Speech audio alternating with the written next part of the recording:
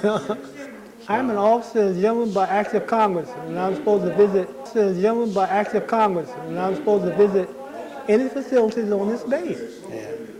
And we said we're the first citizen for civil rights in 1945. So when you guys went into the officers club there, well, what could you talk a little more about that? What happened? And Well, Colonel Selway was a southerner from Alabama somewhere, and he wanted to keep the base. He wanted to segregate the base, really. yeah. And so he put a directive out that we weren't supposed to go in Officers Club number 2, which was the original officers club, beautiful officers club with a swimming pool and everything, tennis court and everything. He took the NCO club, refurbished it, and made it officers club number 1. So you go down to that. And we told him, you got to be losing your mind. You got a beautiful facilities here for all officers, and you think we're going to go down to the NCO club? No way. So that was the beginning of the end for him. Great. So as an officer, what was the reaction of like the white enlisted men?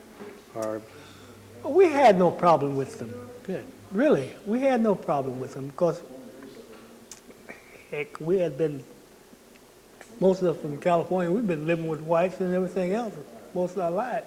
So they respected There was the no rank. problem. Great. They respected us. It's just the top brass wanted to keep it going. Oh, okay. That's But interesting. you see that the white took prejudice overseas with them. And they segregated Italy and tried to segregate France. And they tried to segregate England, but they wouldn't have it. Right. That's the worst part about America. A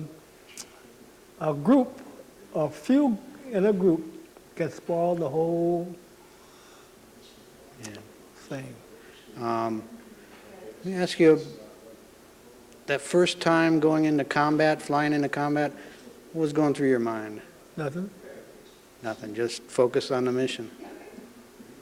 That's Not, it. not scared, not No. great.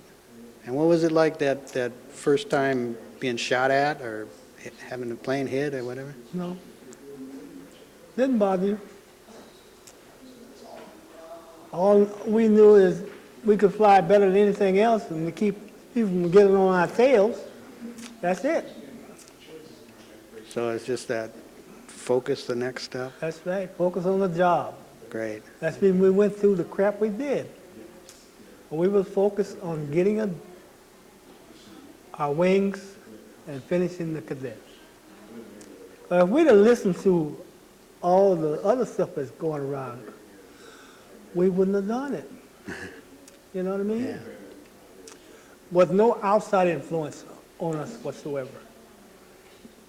So after the war, were you a commercial pilot or did No, you just no. kept it up as a hobby? Or? It was still segregated, and the airline said we didn't have enough flying time. Really? Or any kind of excuse to keep us from getting into the airline business. We let it go. Okay. Well, were you able to fly? You said you flew 747? I flew individually since then. Personally, I have some friends in high places. So what was your profession after the war? Well, I eventually went back and started working for the government. Of course, they wouldn't let me get back in the Air Force because of the Freeman Field incident. So I went back and started working for the government, retired from the government, then started my own business. Retired from that. Then I started working for our scholarship fund. And that's what I've been doing since 1975. It's great. So, you live here in Hawthorne? I live in Altadena. Altadena, okay.